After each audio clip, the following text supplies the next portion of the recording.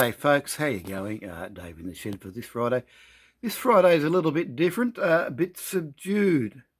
It's been an interesting couple of weeks in the train ON30 modelling world with the loss of some great modellers.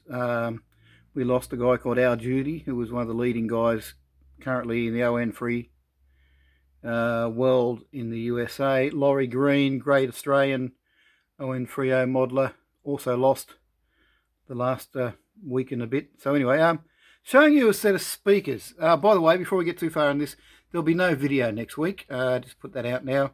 No video next week. Only just like, yeah, I'm just going to do this video. Showing you a set of speakers, which something that were given to me as a restoration and quite interesting. There's a pair of old Australian 2B12 cabinets with a tweeter horn. Lovely crossover. Funny for the deaf, get to say, but these have a lovely tone to them. Not powerful in output, but powerful in performance. They were given to me, well, they're probably mine now, but anyway, it's sort of like loan. That did a resto job on them because the cabinets had been eaten by white ants of all things, and we did a restoration and we did a rebuild. Over there on top of them is a modern transistor amplifier that we powered them with. Over here, sitting in my workshopy space, because there was really no other storage from it. These are beautiful. These are a piece of almost Australian and English, I'm going to say history now. These bins are made by a company in Sydney. They've got E-tone speakers in them.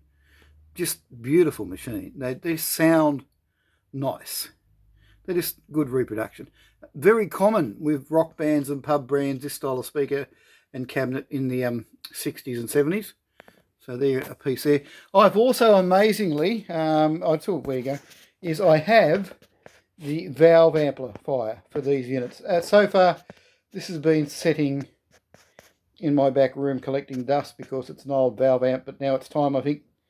One of the jobs this year, early next year, will be to get this either restored and up and running or tidied up. This amplifier must have an amazing history because it's a bit of a hybrid. It's built out of bits and pieces. I'll show you something interesting about it. See?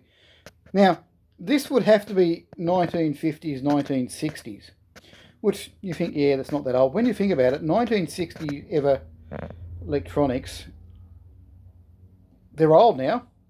This has the potential to be 60 or 70 years old for an amplifier.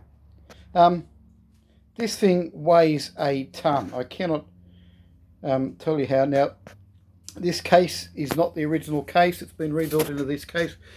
Some of the endorsements have, some of the beautifications on this one is actually Lego pieces. Believe it or not, bits of Lego. But I'm going to roll it over. Don't know how well we're seeing the light. And I might do a separate video soon on this. It's a valve and transformer based amplifier. Roll it over so you're not seeing. So it's got all these lovely valves in it. It's got a couple of big speakers. The chassis in there, you probably can't see it. We'll have to do a strip down look at this, but this is it's a magic piece of kit. Yeah, we'll do a disassemble video and show you what's inside it. But it's going to be a bit of an archaeology because I think we're going to have to ruin the case to get it apart. I'm not sure yet, but it's an amazing... Anyway, the bloke who gave me this, Terry, unfortunately passed away on Thursday. Not a old fella, less than 60. I don't know his exact age, don't want to do him discredit. He was a guy who performed around the pubs and clubs in the young area of New South Wales in the late 70s, early 80s, doing a bit of cabaret, nightclub comedy act. Great bloke, good friend of mine for many years. A couple of years ago we did a couple of shows together. The man was a genius.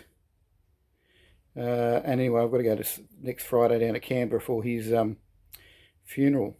So sadly, good mate. So yeah. So sorry, I'm just rambling. This PA system was replaced in later years. It's amazing. You probably can't see it in the light, but there is a Turn the light on. Yeah, this is the PA system we use for Terry in his club shows in later years. He got completely replaced by a big sub and a 12-inch top bed. It's amazing watching carry around. Self-powered speakers, no need for anything else. Anyway, that's, I could say, Terry's last. Well, he actually didn't own it. I owned it and served it, maintained it, and carted stuff around. Did he set up his load-ins because it was just easier. All the gear we still got. I got all this PA gear around here. I'm never going to use again. I should get rid of. There's light stands and bits and pieces and all sorts. But anyway, that's the story of, unfortunately, old mate, good mate, passing away. It's knocked me for six. He was unwell. We just thought he was on the bend and was coming back. Anyway, so that's it. This is a bit of archaeology, a bit of story, a bit of that. But how about, we'll have to do a stripped down video on this because this is beautiful. Now there is a chassis amp inside the amp, but look at those valves. Beautiful. And that's, I think they're the output valves and these are the preamp valves. I'm not really sure across how it works, but we will have to work out A, now how to strip it down, and B, if we can resurrect it. Because it's almost, well, it's almost a piece of Australian entertainment history. If this thing could talk. Okay, I'll get out of your hair. We'll talk to you later. Like I said, there'll be no video next week. After that, hopefully service will be back to normal. Till then, take care. Get out in your sheds and do some bits and pieces, folks. I'll get out of your hair for now.